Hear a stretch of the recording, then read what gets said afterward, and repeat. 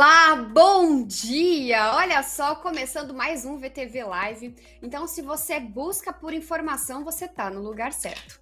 Bom, hoje vamos falar sobre um tema que tá super em alta, né, por conta daquela situação do ator do Sérgio Rondjakov, o eterno cabeção, né, que postou uma situação pra lá de constrangedora, né? Viralizou nas redes sociais após ele postar um vídeo sobre efeito de drogas e ainda ameaçar o pai. Bom, mas enfim, graças a Deus ele já está sob cuidados médicos, inclusive o acompanhante terapêutico dele é o meu convidado de hoje, e aí você vai entender melhor sobre esta profissão que é pouco falada.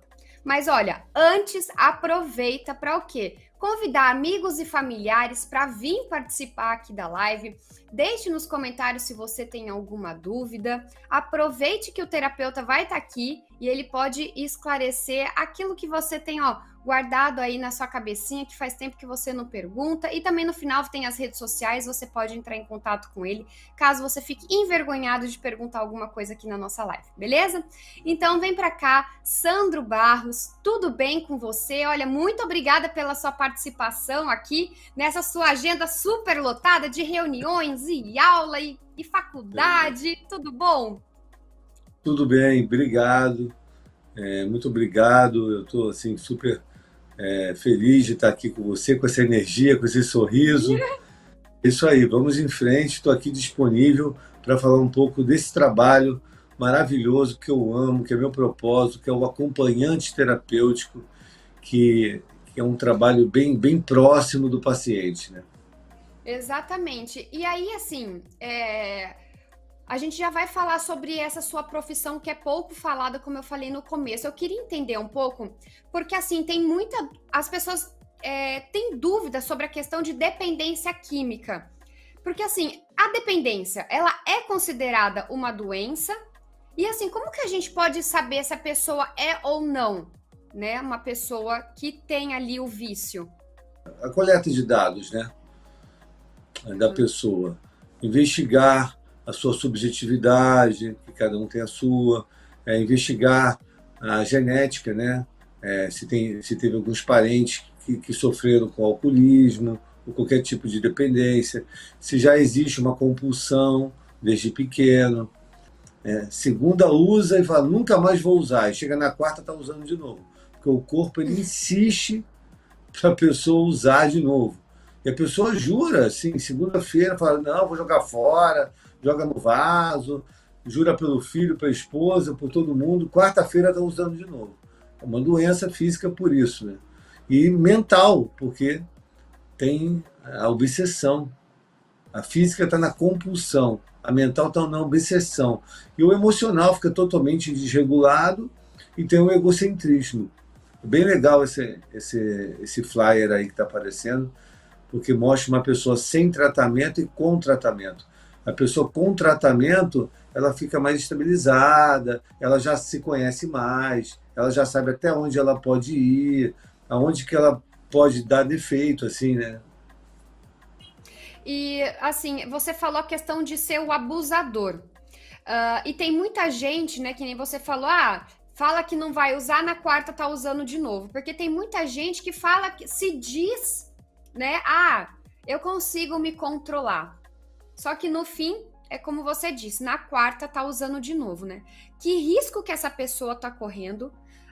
E assim, quanto tempo que leva, na verdade, para a pessoa se tornar dependente? Varia de pessoa para pessoa. E explica um pouquinho sobre essa questão do abusador. O que seria isso? Porque quando você fala abusador, a gente remete a uma outra coisa, né? De uma Sim. pessoa meio abusador em Folgado, questões com outra sexual, né? pessoa, né? Abusador sexual. Pessoal. Explica um pouquinho para ficar mais claro para quem está nos assistindo.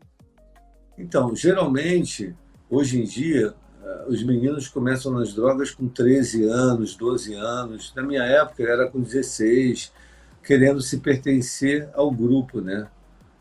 Um sentimento de pertencimento. Então, eles começam a usar para não ser zoado na turma, né? O careta, aquela história. E aí depois, a parte química do cérebro é ativada. Então, o prazer vem. Então a pessoa fica viciada em coisa gostosa, né? Ninguém se vicia em algo que não é gostoso. E aí a pessoa começa a se empolgar e aí começa a acelerar a frequência de uso. Quando a pessoa perde a linha, ela fica abusadora. Ou seja, de 2 em 2 meses, ela causa diversos prejuízos. Ela agride a mãe, ela bate o carro, ela, entendeu? São prejuízos que são impactantes para a pessoa e para a família. Aí ela fala, nunca mais vou usar. Aí depois de 2 meses, faz tudo de novo. Nunca mais vou usar. Depois de 2 meses, faz tudo de novo. Quando a pessoa se torna um dependente químico, ela faz isso quase toda semana, entendeu? Então ela vive para usar e usa para viver, como eu falei. Então ela está sempre criando problema, gastando o que não precisa com dinheiro que não tem, entendeu? Aí já começa até a vender as coisas de casa. Olha, eu falo por. Eu já tive uma pessoa da família muito próxima que era uma pessoa. É uma pessoa adicta, né? Sim. E realmente ele chegou numa fase da vida que estava vendendo as coisas de dentro de casa. Só que até você perceber, né? Porque começa com coisas pequenas, que você não faz, não sente falta. E aí começa a vir as coisas maiores, né? Televisão, na época DVD, que era caríssimo, né? Hoje ninguém mais tem. Mas enfim, entendi essa questão do abusador. Mas quanto tempo que a pessoa tem um tempo assim, tipo, em uma semana a pessoa já é considerada viciada? Ou não? Leva um Então, tempo, sei lá, de 6 meses a um ano. eu costumo usar uma metáfora que quando me formei em terapeuta, o professor me falou, eu nunca mais esqueci.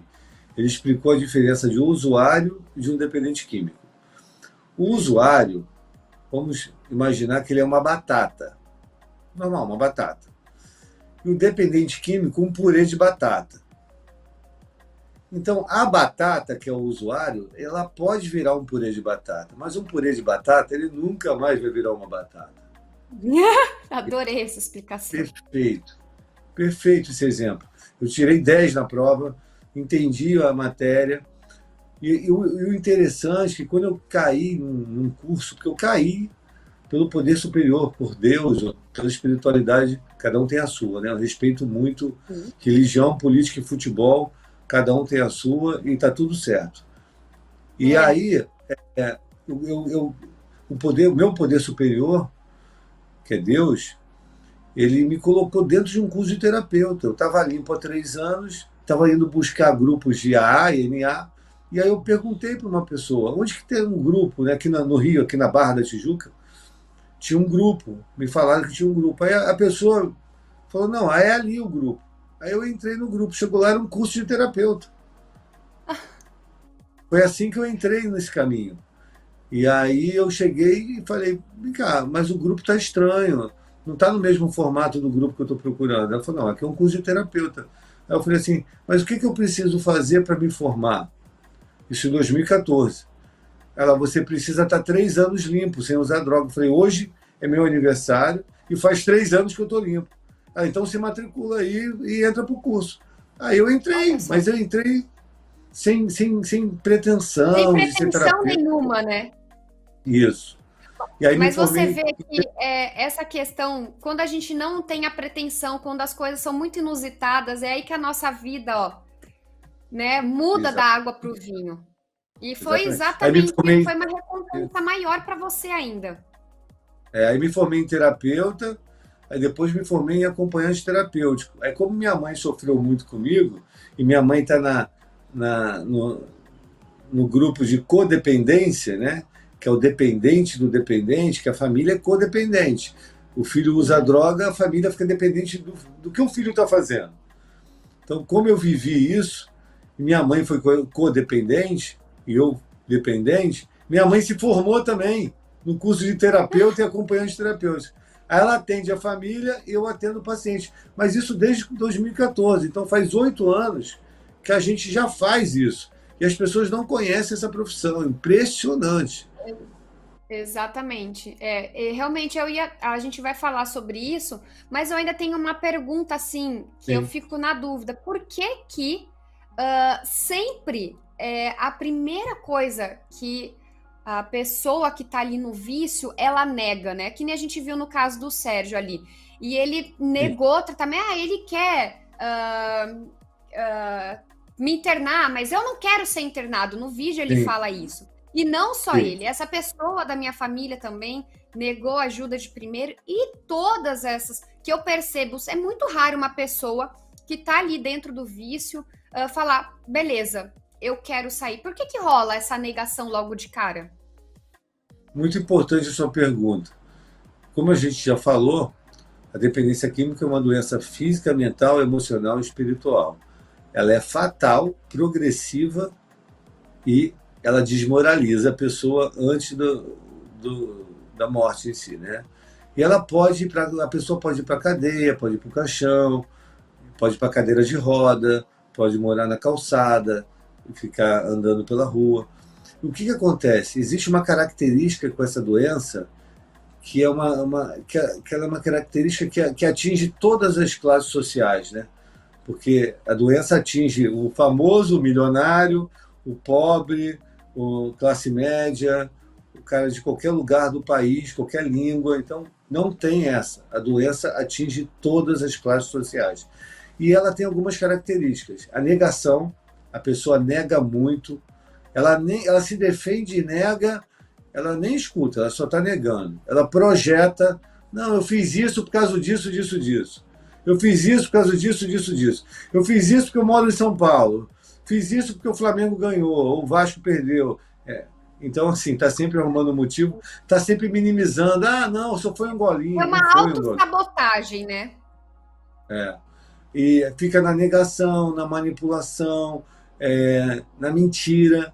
Então, assim, o dependente químico, olha o que ele faz. Ele engana a família, ele pega dinheiro da família, como tem muitos casos que a pessoa pega a roupa da irmã e troca por droga, a irmã chega e não acha a roupa no armário.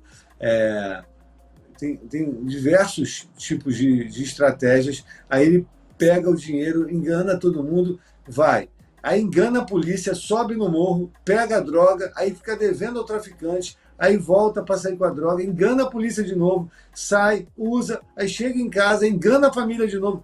Então ele fica anos e anos só mentindo, manipulando e negando. Depois de um tempo ele se torna um especialista. É isso. Então, por isso que quando eu estou atendendo e começa a tentar mentir para mim, não consegue. Aí tem uns pacientes que ligam para minha mãe, para a mãe deles, né? Eu falo até isso para minha mãe. Eles ligam para a mãe deles e falam assim: mãe, eu manipulo todo mundo, mas eu não consigo manipular o Sandro. Muito engraçado. Foi engraçado. Mas aquela frase assim, né? Quer mentir para mentiroso? Isso que eu falar. Porque você tem base, né? Você já passou por isso, você sabe como funciona. Eu acredito que se fosse uma outra pessoa que talvez não tivesse, né, o histórico de vida que você tem, talvez fosse mais fácil de ser manipulado. Porque você sabe como que vai ser, né? E aí que entra essa questão de sobriedade, né? Quando a pessoa dentro da sua profissão, aí tem essa parte de sobriedade. Além de você não cair nas manipulações, você ajuda... Oi? Eu identifico com muita facilidade quando a pessoa está usando droga, eu sei se a pupila está muito aberta, eu sei se o comportamento está um pouco querendo disfarçar uma coisa que é com exagero, porque o corpo fala. E como eu estou estudando psicologia, então eu trabalho muito com comportamento humano, com sentimentos, com emoções, com crenças, enfim. E aí eu costumo falar, vira e mexe, ver algumas famílias querendo me contratar. Antes da repercussão do caso, eu já tinha uma agenda cheia, né? E aí teve uma família que chegou para mim e falou assim: por que eu devo te contratar? Eu falei assim: eu sou terapeuta nessa área. Ela: mas tem vários terapeutas. Mas por que eu tenho que te contratar? Eu falei assim: eu acredito que eu tenho um diferencial. Eu tenho um tripé. Ela: me explica esse tripé. Eu falei: o tripé é o seguinte: eu tenho a expertise, a vivência. Eu vivi 20 anos nas drogas, tive 3 overdoses e tentativa de suicídio. O outro tripé, eu tenho a espiritualidade. E o outro tripé, eu tenho as técnicas que eu me formei e estou me capacitando cada dia. Isso que eu quero. E aí fechou, e aí eu estou atendendo o filho dela está adorando, porque ele se sente compreendido por quem já viveu isso. Sim. Nada melhor do que alguém que tenha uma história parecida com a sua, porque aí você gera uma identidade, uma reciprocidade, um respeito maior. Porque o outro, minha opinião, tá? Você pode me corrigir, inclusive, se você discordar. Eu acredito que o outro só acredita. Sérgio? Que me Oi, ligaram voltou. aqui, desculpa. Não, imagina, não tem problema. Eu acredito que o outro só consiga aceitar que o outro te entende quando passa pela mesma situação. Por Sim, exemplo, eu perdi meu pai. Então, como que a outra pessoa vai entender isso que eu perdi meu pai? Você perdeu seu pai? Perdeu. Ah, então você entende. Tipo sim. isso. Não É, que a dor seja a mesma, porque cada um só sabe a dor que passa por si próprio, não a dor do outro. Mas assim, essa questão de não é que um outro profissional que nunca passou por isso não possa atender. Ele atende, ele se esforça, mas ele não tem a vivência. Porque é muito raro viver como eu vivi, 20 anos nas drogas, 3 overdoses, tentativa de suicídio, e estar aqui com saúde mental, terapeuta, trabalhando e usando essa história para ajudar vidas que estão sofrendo. Eu costumo falar que a minha dor tem muita intimidade com o meu propósito. Então, eu acredito que na dor, a minha dor, eu peguei a minha dor e fiz ela de uma forma que as pessoas olham para mim e falam assim: caramba, se ele conseguiu, eu também consigo. E aí isso. que vira a chave na mente, e aí que a pessoa. Porque o comprometimento emocional é o combustível da vitória. Quando eu pergunto para a pessoa assim: de quanto você quer mudar? Quero. Tá. Quanto você quer mudar de 0 a 10? Ela, 8. Eu falei: não serve, tem que ser 10. Entendeu? Tem que ser 10. É, Porque é uma doença. porque se a pessoa fala 8, ela tá ali na dúvida ainda, né? Ela tem um pezinho para cair de novo. Então a É, pessoa tem que estar 100% confiante de que ali tem a mudança. e não é fácil para a pessoa pedir ajuda, precisa ela enfrentar ela mesma. A codependência, que a família sofre muito, porque vê tudo sem usar droga, de forma sóbria. Então, a família consegue sofrer até mais, porque quando o dependente usa droga, ele esquece de tudo, mas a família está lá sofrendo. Então, quero dar um apoio para a família também, para a família não desistir, se cuidar, porque a família fica muito em função do dependente. Ele está bem, a família está bem. Ele está mal, a família está mal. Ele some, a família não dorme. Então, existe essa codependência. E pedir ajuda, porque a dependência química é uma doença que você vence quando você se rende. É diferente quando você vai lutar um judô, vai lutar um boxe. Você não pode desistir. Você precisa lutar até o É. final. Mas a dependência química, quando você se rende e dá o primeiro passo, perdi. Eu admito que eu perdi, eu admito que eu me iludi, eu admito que eu tenho uma coleção de prejuízos, que eu prejudiquei não só eu, mas como meu filho, minha esposa, minha mãe, meus parentes. Eu me rendo. Quando a pessoa se rende, aí começa o tratamento. E assim, falando em tratamento, tem uma coisa que você menciona bastante nas suas redes sociais, no seu site, inclusive, você enfatiza bem, que é a sobriedade. Sim. O que é a sobriedade nesses Então, casos, né? a sobriedade é um estilo de vida. Vai além de largar a droga. Eu hoje vivo a vida que eu sempre sonhei viver. Eu jogo futevôlei, eu levo minha mãe para o salão, eu tenho um bom relacionamento com a minha família, eu tenho uma credibilidade enorme na minha família que eu não tinha.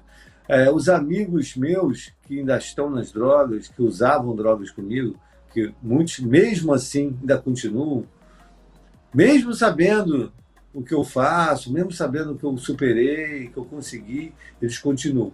E as mães que antes me viam como culpado, né? Porque a mãe nunca vê o filho como culpado, vê o amigo que leva a Isso, droga para ele. a Essas mães me companhia. adoram. Hã? As companhias. As companhias. Que realmente precisa, sim, evitar lugares, pessoas e ambientes. E na época das drogas, eu promovia o uso. Porque quem usa droga não quer usar sozinho. Então a pessoa fica chamando os outros.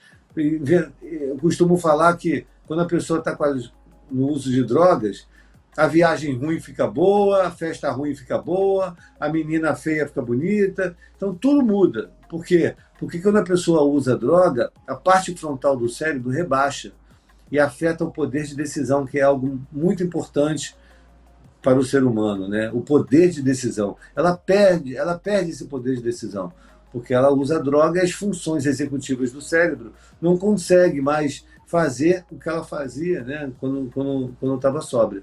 Então, hoje, como eu estou vivendo essa vida 100% sóbria, eu estou conseguindo degustar da vida, sabe? De uma forma plena, plena. É muito gostoso. Às vezes eu fico pensando, cara, devia ter parado antes, porque a delícia que é você viver sóbrio em vários setores da vida. É você passar numa lei seca e não estar preocupado onde ela está, sabe? É você sentar e o pessoal beber e você não querer beber. Não, então às vezes eu me coloco em situação de risco, porque não é pelo tempo que eu tô há 12 anos limpo. Lógico que o tempo influencia, mas ao mesmo tempo não é patente.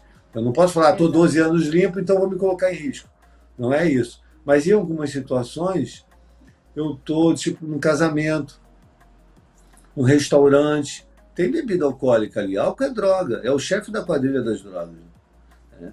E aí porque o álcool ele é um portal para as outras drogas. Isso aí é Ele é o certeza. chamariz, né?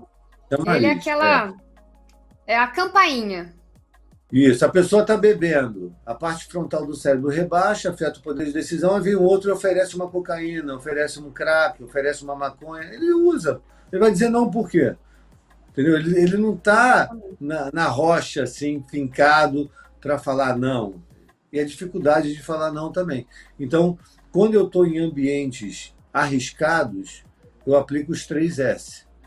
Saudar. Oi, tudo bem, pessoal? Como vocês estão? Sorrir. E aí, pessoal, não sei o quê, como foi a semana de... E sair. E saio. Os 3S me salva, entendeu? E assim, você falando, né, na questão de companhia, né, que isso influencia demais. E é graças ao que? A sua profissão, né, que o ator, inclusive, que foi a partir daí que eu te encontrei, né, pra gente marcar essa live, que o Sérgio, o eterno cabeção de malhação, ele decidiu se internar, você ajudou ele, segue em tratamento atualmente. Então, assim, fala um pouco sobre sobre a importância, né, do acompanhante terapêutico, porque assim, pelo que eu percebi, que eu entendi da sua profissão, você acaba se tornando essa companhia boa, né? O melhor amigo da pessoa, que nem você falou, que cria simpatia, até por conta da sua vivência, da sua experiência. E aí você tá sempre em todos os lugares com esse seu paciente, Isso. né? Que não deixa de ser um paciente amigo. Sim. Não, o Serginho me chama de anjo, né? Você é meu anjo, aí liga para a mãe, eu tô com um anjo aqui. Porque, na verdade, como que começou isso tudo? Quando eu soube desse vídeo e vi tudo que aconteceu no vídeo, que todos sabem qual é o vídeo, eu fiquei muito tocado, porque eu fui o Serginho. Eu não cheguei nesse ponto de agredir e tal, mas eu tive... no uso de drogas, existe conflitos gigantes com a família. Quer dinheiro, quer sair, quer pegar o carro escondido, bate o carro, a mãe já está desgastada. Então, quando eu vi aquele vídeo, eu realmente fiquei muito tocado. Aí, como eu atendo e sou muito conhecido, né, para algumas pessoas que trabalham na área de televisão também, em São Paulo, no Rio, eu comecei na minha agenda no network. Falei assim, pessoal, é o seguinte, vocês conhecem a minha história, sabem o que eu faço, eu preciso do telefone dele, preciso ligar para ele, porque meu medo era ele se suicidar, matar o pai. Né? O estado que estava o vídeo ali realmente apavorou o Brasil. E aí o pessoal tentando, né? O telefone dele não conseguia. E aí o Rafael Ilha passou uma mensagem para mim, que foi o único que eu não liguei, porque eu estava ligando para todos, mesmo. Não liguei para o Rafael.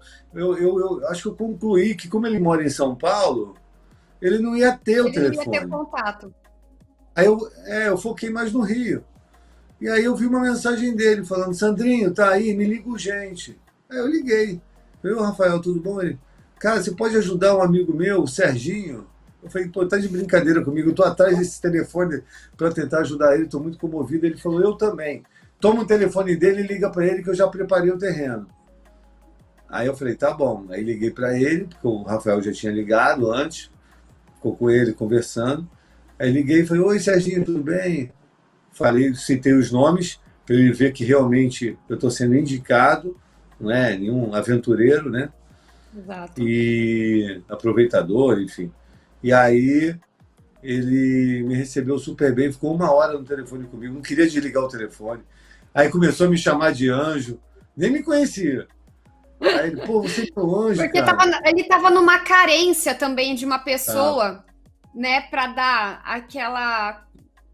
aquele apoio para ele, né? sim, Mas assim, é. é muito bacana essa. E como que funciona essa sua profissão? É todo dia, bom, é que nem você falou, a família entra em contato e acaba te contratando.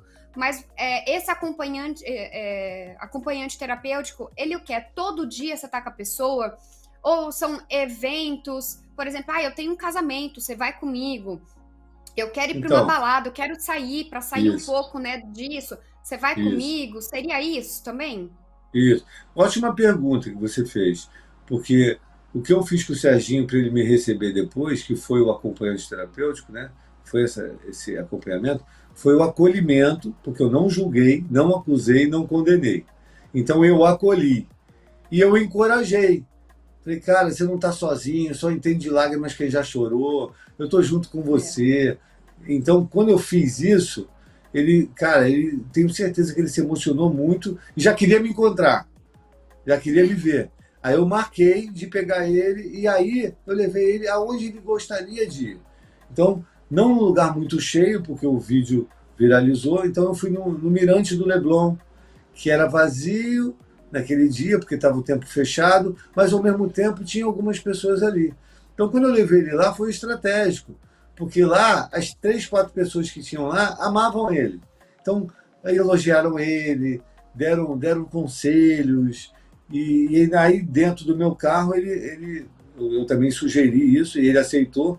Aí dentro do meu carro ele fez o vídeo se retratando para todo mundo, pedindo perdão para o pai e dando uma satisfação Sim. para os fãs, né? Mas o trabalho de acompanhante terapêutico é esse. Eu faço um cronograma terapêutico para você entender com clareza, né? E o público também. Eu faço um cronograma terapêutico junto com o paciente. Então, se ele gosta de futebol, eu vou colocar futebol ali. Se ele gosta de surf, eu vou colocar surf ali. E eu participo junto.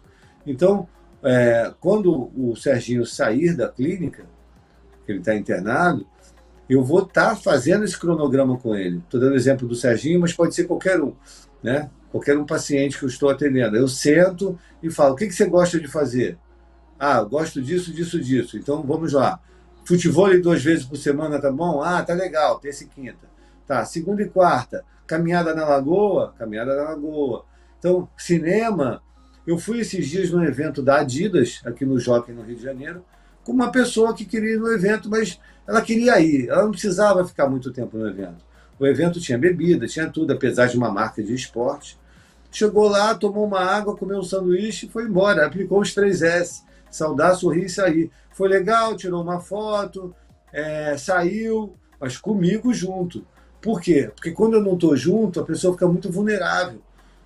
Qualquer, Sim. qualquer, qualquer situação, a pessoa já tem uma tendência a recair. Eu peguei um menino de 18 anos aqui no Rio, que a mãe me contratou, porque o pai trabalha muito, a mãe trabalha muito, e o garoto com 18, eu tenho 48. Então é como se fosse um filho, né? Aquela coisa. Sim. E aí ele me adorou, né? E aí a mãe foi trabalhar, tudo, eu fui para a praia com ele. Eu fui para um lugar bem vazio. Aí quando eu estou com ele, chegou um grupo de meninos, acendeu a maconha do lado da gente. Quando ele sentiu o cheiro da maconha, olhou para mim, ele abriu um olho desse tamanho, aquela vontade de fumar. Eu olhei para ele e falei assim: você vai jogar 1 ano de tratamento fora? Melhor a gente ir embora, né? Ele melhor a gente ir embora. Se eu não estivesse ali, Com certeza ele teria uma recaída e ninguém ia saber. ninguém ia saber. Porque a Naquele recaída. momento talvez ninguém ia saber, mas aí já ia ser aquela porta de entrada para os próximos dias, né? Exatamente. Então, esse trabalho de acompanhamento terapêutico é um trabalho que não substitui o psicólogo nem o psiquiatra, ele complementa.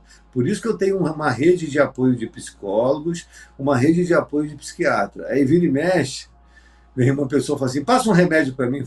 Eu não passo o remédio, você precisa ir para o psiquiatra que passa remédio. Ah, faz uma psicoterapia. Não.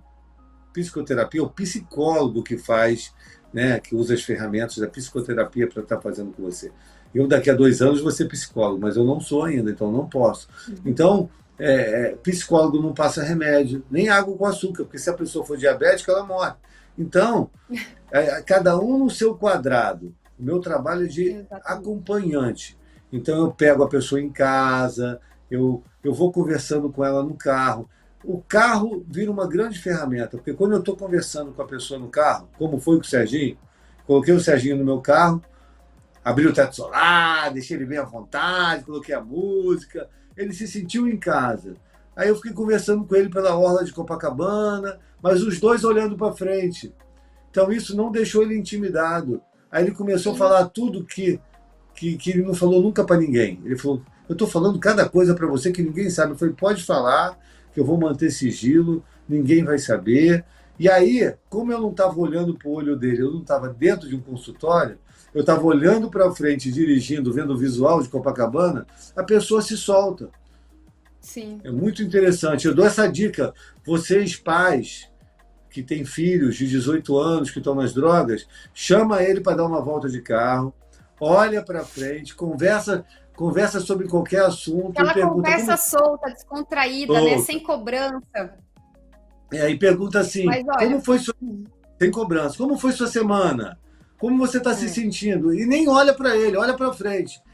Você vai ver que ele vai soltar aí alguma informação que de repente não soltou em outro lugar, no consultório, tudo. E eu costumo falar, né? Por que eu estou fazendo isso aqui com você, né? Essa entrevista?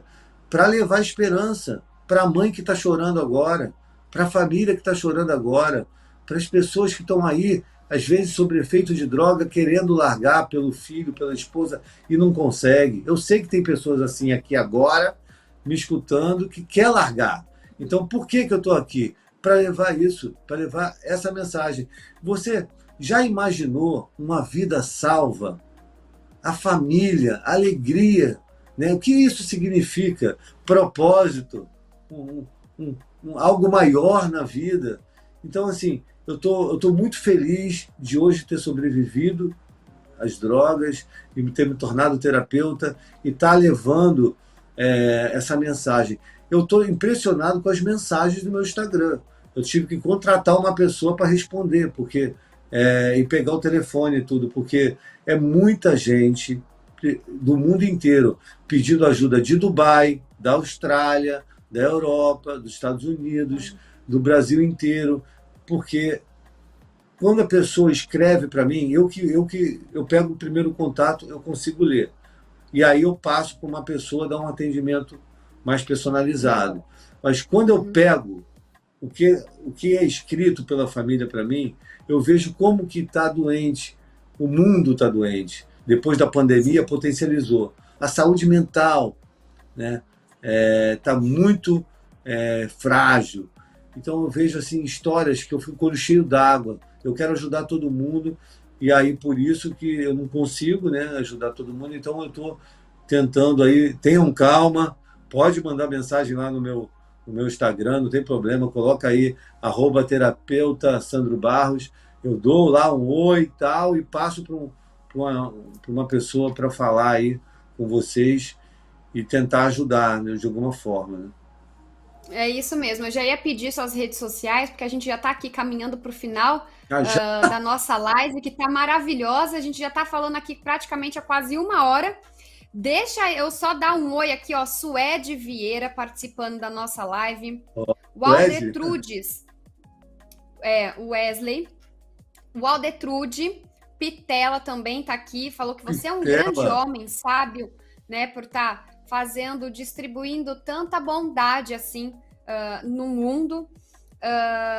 Tem Nahum Castilho também aqui participando da nossa live.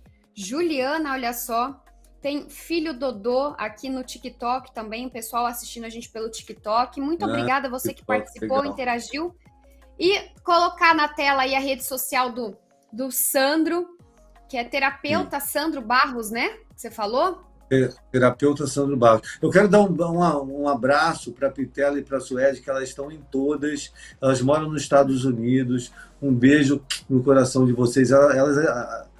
Elas amam o meu trabalho, elas sabem da minha entrega, o quanto eu sou comprometido. Eu sou um cara assim que eu amo muito o que eu faço, sabe? E quando eu vejo uma pessoa saindo das drogas, eu fico tão feliz que parece que sou eu, sabe?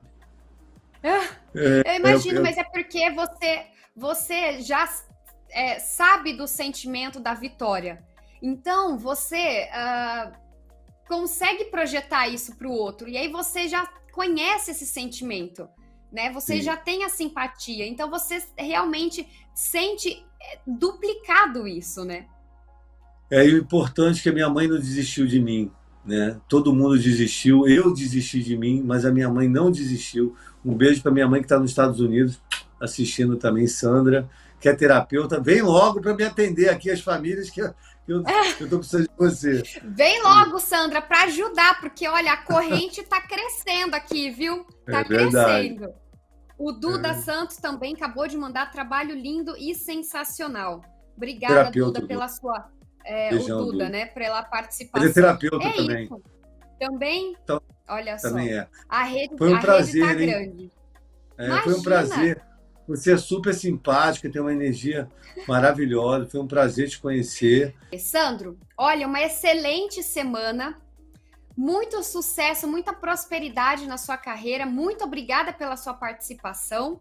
E parabéns por esse trabalho incrível, né? E que você consiga levar, olha, muitas ajudas por aí. Conseguir tirar muitas pessoas, né, das drogas. Tá bom, obrigado. Eu só quero deixar um recado para todos vocês. Fica à vontade. Se vocês precisarem de ajuda, pede ajuda. Pede. Exato. É um ato de coragem, de sabedoria. Não tenha vergonha. Eu estou aqui para ajudar vocês. Um abraço. Tchau, tchau, gente. Até a próxima live.